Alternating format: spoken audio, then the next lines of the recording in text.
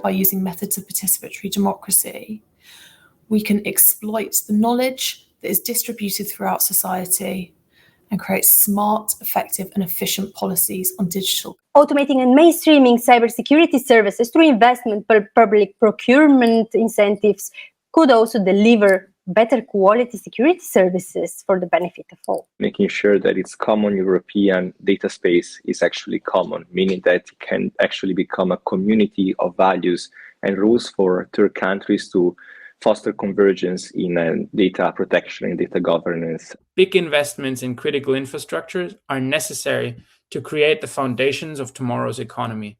To put it simple, industrial policy can no longer be a no-go in Brussels. To achieve this, the European Union must combine its ambitious regulatory framework with a more pragmatic political approach, especially with regards to cloud computing and data. Open source solutions are the safeguards of values that guide the European Union in its digital transformation.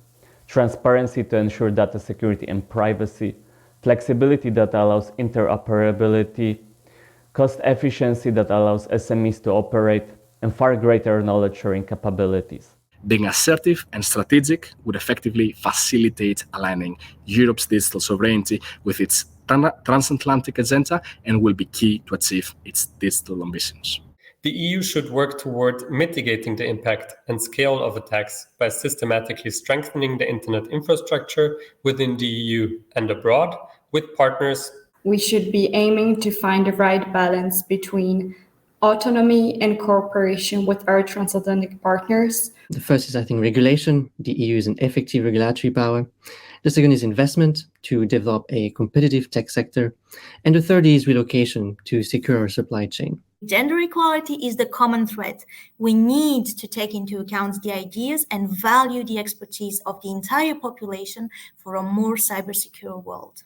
As conversations on cybersecurity and digital strategic autonomy enter the mainstream, this is also why it's important to take the time to invite a diversity of voices from different stakeholder groups together to share their views. The EU must ensure its digital strategic autonomy that allows it and its member states to build independence and authority over the European cyber states, also building cyber capabilities and cyber defenses. The EU needs to better leverage and integrate the internal and external dimensions of its cyber and digital policies, including by assessing their positive and negative external impact. By the European Union to publish its own position of how international law applies to cyberspace.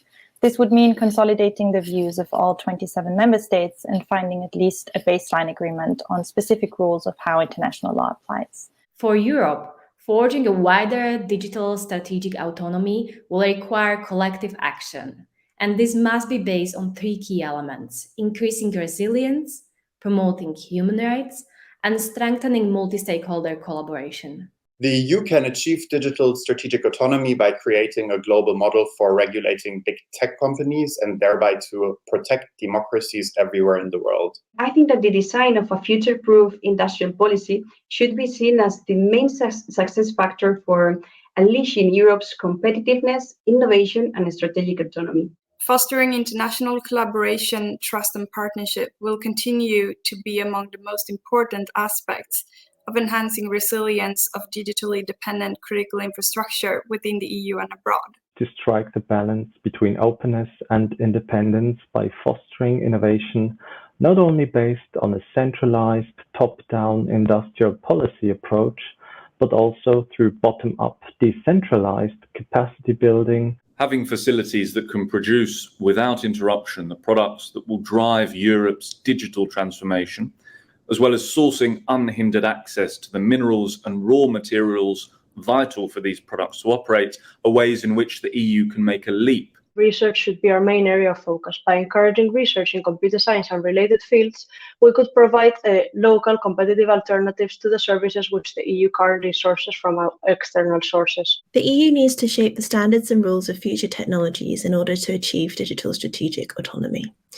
The EU must enhance its investment in R&D to put European companies and research institutes at the forefront of innovation. Interdependencies with like-minded states should be differentiated from those with competitors until the EU's technological innovation capabilities reach the threshold to become digitally autonomous. It also means making the necessary strategic investments in areas such as data and cloud, semiconductors, quantum, AI, and cybersecurity technologies. Close EU-NATO collaboration is beneficial in terms of both cyber defense and countering hybrid threats. Stimulating interoperability through open standards and decentralization, taking key reciprocal positions in global value chains, and investing in nascent fields such as quantum technology. The EU needs to build this strategy bottom-up by leveraging and utilizing the opportunities brought by digital technologies. It is essential that the EU legislates in the technologies of tomorrow. In this aspect, initiatives such as the European Union Year of Skills to promote tech upskilling of the Europeans and attract skilled immigrants would prove useful. As the dependencies will continue to exist, addressing bottlenecks and vulnerabilities will only work through international partnerships. To protect and promote its human-centric approach to digital technologies, the EU must foster an ambitious digital diplomacy. Encouraging investment in technological development and infrastructure.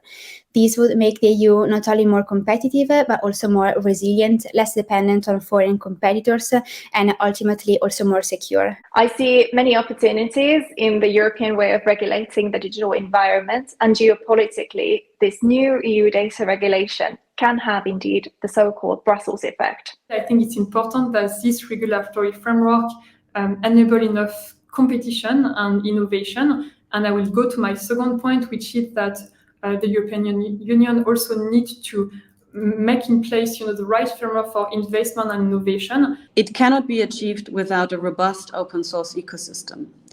Therefore, we need to invest in open digital infrastructures, which lay the foundation for economic growth, innovation, but also participation and democracy in the digital age.